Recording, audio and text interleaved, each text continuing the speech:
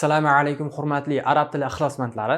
Bugun sizlar bilan arab tilidagi sin harfi haqida gaplashamiz. Arab tilida 3 ta s harfi bor, lekin o'zbek tilida bitta bor. Buni qaysi holatda, qaysini bittasini boshqasidan qanaqa holatda ajratish mumkinligini ko'rib chiqamiz. Uning uchun biz birinchi o'rinda sin harfini yozilish jihatiga e'tibor beramiz. Arab tilidagi sin harfi 4 xil ko'rinishga ega. Bu alohida ko'rinishi, ya'ni alfabetning ko'rinishi, alfabetda keladigan holati bo'ladigan bo'lsa, bu so'z boshida, ya'ni bu o'zidan keyingiga qo'l beradigan harf hisoblanadi. So'zni o'rtasida bo'lsa, bu o'zidan oldingiga ham va o'zidan keyingiga ham qo'l berganligi sabablisidan bu yoqdan ham ulanib ketaveradi.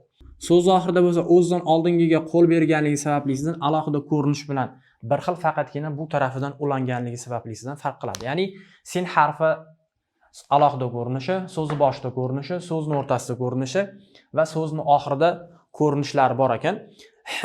Sin harfini birinchi jihatda endi mahrajiga e'tibor berib olishimiz kerak. Mahraji tilimizning uch qismi pastki tishlarimizning ichki devoriga tegish orqali hosil bo'ladi. Va o'shanda tilimizning oldi, tepa tanglaylarimizning, tepa old tishlarimizning ichki qismiga yaqinlashadi. O'sha yerdan havo sirg'alib o'tishi natijasida hosil bo'ladi. Birinchi o'rinda sin harfining sifatlari hams, ya'ni jarangsiz. Buni tovush pachalar ochiq bo'ladi. Havo ko'p chiqadi, lekin tovush past bo'ladi bu harfda. Hams harflarining deyarli hammasida shuna holatda bo'ladi. Ikkinchi sifati rohova, ya'ni sukunli kelgan holatda sin harfi ko'proq holatda mahrajga tayanadi. Ya'ni s ko'proq holatda tayanishi kerak bo'ladi. Chunki bu rohova sirg'aluvchi harf hisoblanadi. Undan keyingi sifati istifola, ya'ni o'z bilan fatha kelganda bu so emas, balki ingichka holatda sa holatida o'qilinadi. Undan keyingi sifati infitoh, ya'ni ochiqlik bo'ladi. Bunda tilimizning o'rta qismi va yuqori tangla, ya'ni og'iz bo'shlig'imizda hech qanaqa havo siqilmaganligi sabablisidan bu ochiq harf hisoblanadi.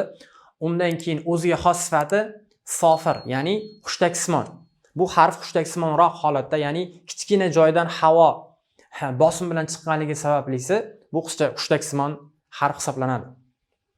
Ya'ni s bo'lish kerak.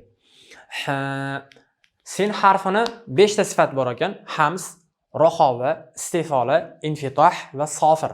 Agarda biz arab tilidagi sin harfiga shu sifatlarni berib o'qiydigan bo'lsak, biz buni to'g'ri holatda o'qishimiz mumkin.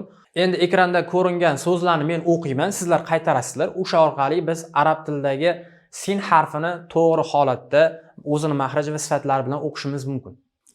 Sa, si, su, bas, sam, sir, sin, sil, safar, saqor, sabaq, salaf, samak, faros, maslak, maskan, muslim, musrif, simsim, aslama, yuslimu, istaysara, yastaysiru.